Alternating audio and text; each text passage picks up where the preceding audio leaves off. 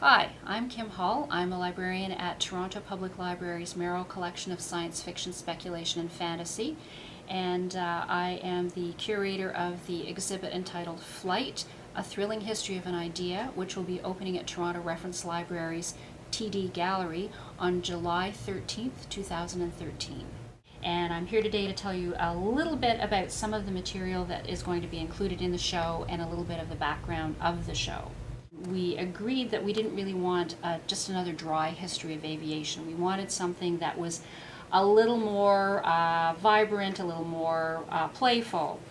And because I work at the science fiction collection, I thought they would want something a little more whimsical and a little off the wall. This piece dates from 1893, and the story is actually set in 1955. It shows here a lady in her chauffeured air car, and she is handing her card to a gentleman on a balcony. Now, the author-illustrator is a gentleman called Albert Robida, and he was a contemporary of Jules Verne, and he covered a lot of the same themes that Jules Verne did, but Robida was a satirist and also a caricaturist, and so he approached the stories in a little more satirical way than Verne did. This piece is a phoenix by local Toronto artist Robert Wu, and it dates from 2010. It's what's referred to as a mono print, and of course we think of a print as something that you can take multiple copies of. In this case, it is a mono print, which means this is the only existing copy. The technique that Robert uses is paper marbling.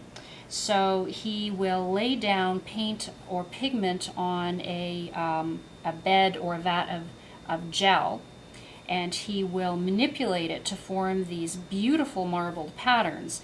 And then, in a technique which is called Ebru, and it's a Turkish technique, he will lay down a little bit of extra paint or pigment, in this case forming the head, and a tiny little bit of a golden eye there. And he will then lay the paper on top of the vat of gel and pull off the paper, and there he has his print. In this case, it is meant to convey the flaming plumage of the phoenix. So here we have 3 of the Pulp magazines that will be shown in the exhibit. Pulp magazines date from generally the early part of the 20th century, and they're called pulp magazines because they were made from very cheap quality pulp paper. It tends to degrade very quickly, which is a bit of a conservation challenge because it basically burns from the inside out. These mostly date from the 1920s to 40s. The 2 on the left here are by Frank R. Paul. Bringing in then some of the themes that we have in our exhibit, we have domestic animals. And this one, The City on Venus here, we see some of the Venusians with some of their domesticated dinosaur-like pets and that they use for transportation. On the extreme left here, it's from a series of the people from different planets and star systems. So this is the star system Spica, and these are the moth people of Spica. The one on the right is by Robert Gibson Jones, and it's from 1951, and it's illustrating Empire of Evil, and by a fairly unknown author, Robert Arnett. It shows here, we assume, the army of the Empire of Evil, and they're on what appear to be powered air-going surfboards. And this particular book dates from about 1924. It's a beautiful children's book. It is a picture of Icarus, and I think his father Daedalus is considered to be the first inventor. And we see here Icarus, his son, is just taking off with his wings.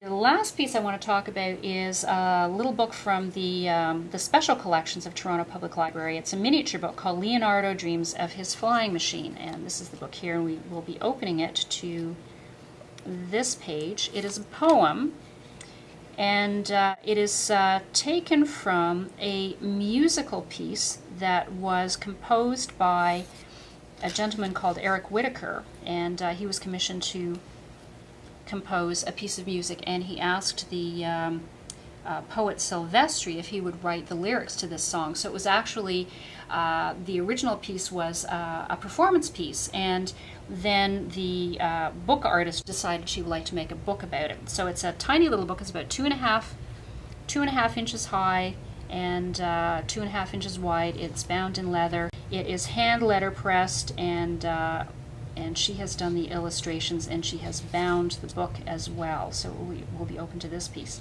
I've been asked to talk about my favorite piece, and I don't have it here, but you will be seeing it, and I can describe it to you. It is a very beautiful watercolor and pastel painting by Leo and Diane Dillon, and it is called Worldly Wisdom. It is actually our key image for the show, and it depicts a Leonardo da Vinci-like character, and he's working in his workshop on a flying machine, and we can see surrounding him, in a very much a Renaissance portrait style, there are different references to flying. There's a very large flying insect on the wall. There's a beautiful bird sitting on his work table beside him. There is an open window beside which there is a bird cage, which is, the door is open and empty. And so there are a lot of references to flight and flying. And that, along with the Audubon images, is what inspired me to put all of these images together in some kind of a coherent format. Now, I've also been asked to say, what kind of attitude should people be coming into? I would say, when they're coming into the exhibit, be playful, be whimsical, approach it with an open mind. The last line in our text of our introductory panel says, "Beware, don't believe everything you see." So we're going to ask you to come along and with us on this imaginary journey and see if you can figure out which things are real and which things are fantastical.